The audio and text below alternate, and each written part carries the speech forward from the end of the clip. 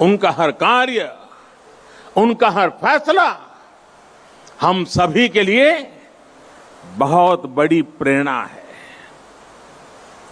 उनके जैसे फौलादी इरादों वाले व्यक्तित्व के लिए असंभव कुछ भी नहीं था। उन्होंने विदेश में जाकर देश से बाहर रहने वाले भारतीयों की चेतना को झकझोरा।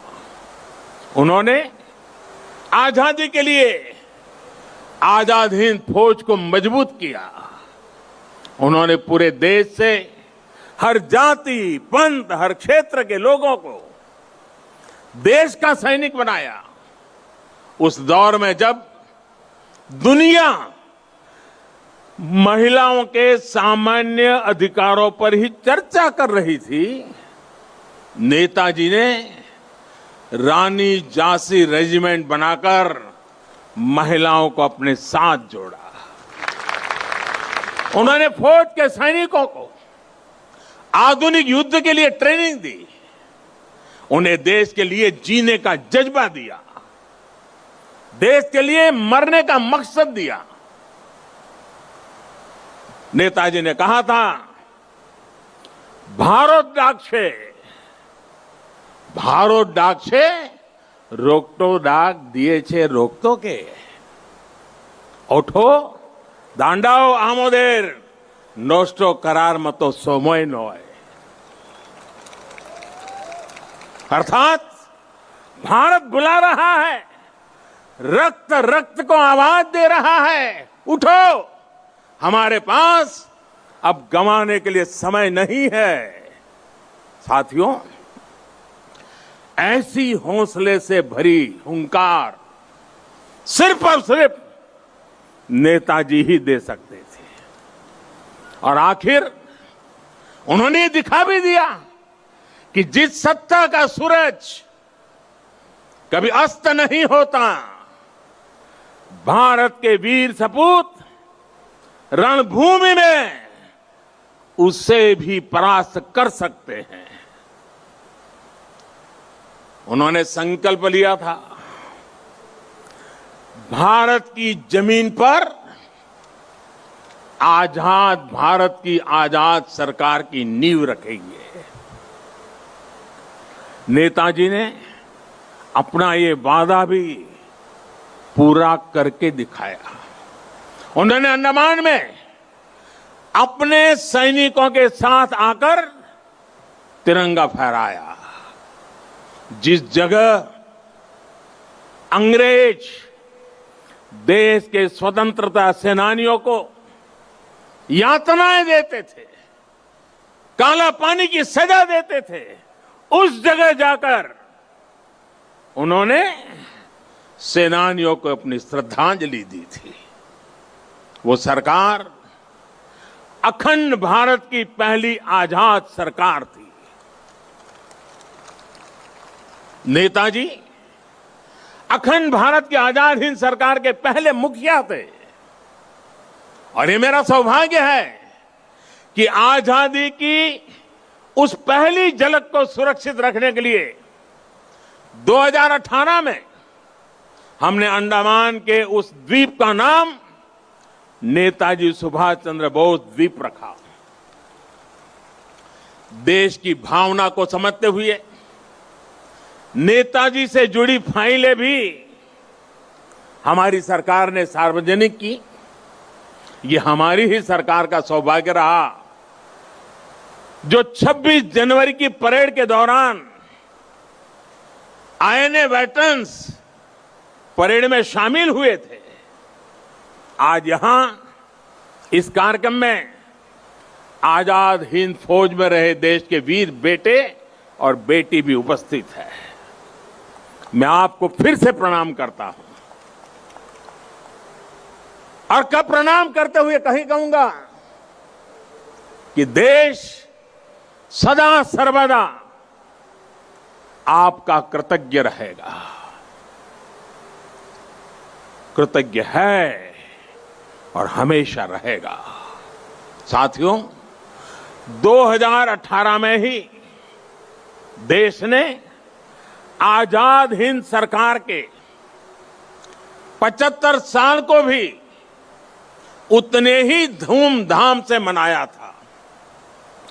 देश ने उसी साल सुभाष चंद्र बोस आपदा प्रबंधन पुरस्कार भी शुरू किए। नेताजी ने दिल्ली दूर नहीं का नारा देकर लाल किले पर झंडा फहराने का जो सपना देखा था, उनका वो सपना देश ने लाल किले पर झंडा फहराकर पूरा किया। भाइयों और बहनों, जब आजाद हिंद फौज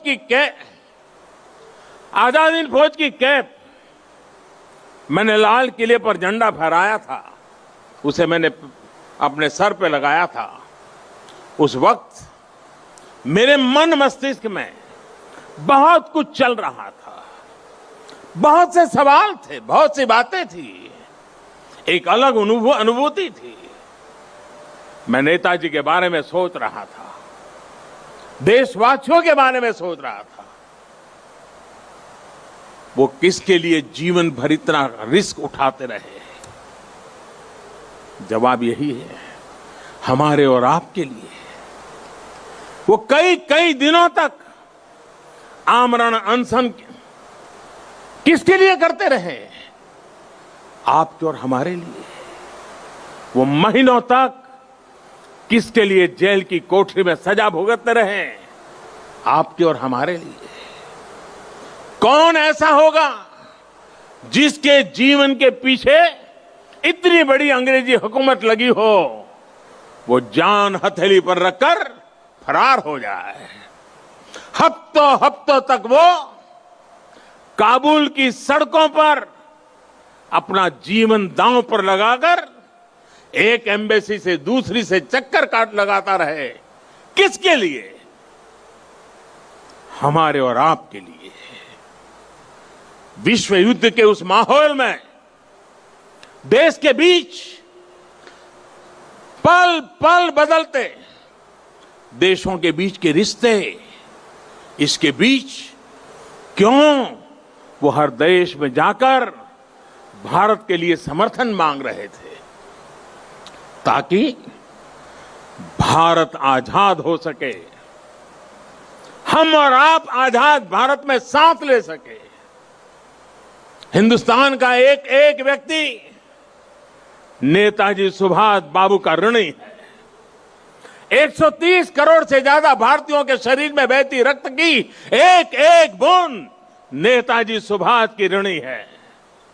ये ऋण हम कैसे चुकाएंगे? ये ऋण क्या हम कभी चुका भी पाएंगे? साथियों, जब नेताजी सुभाष यहां कोलकाता में अपने 38/2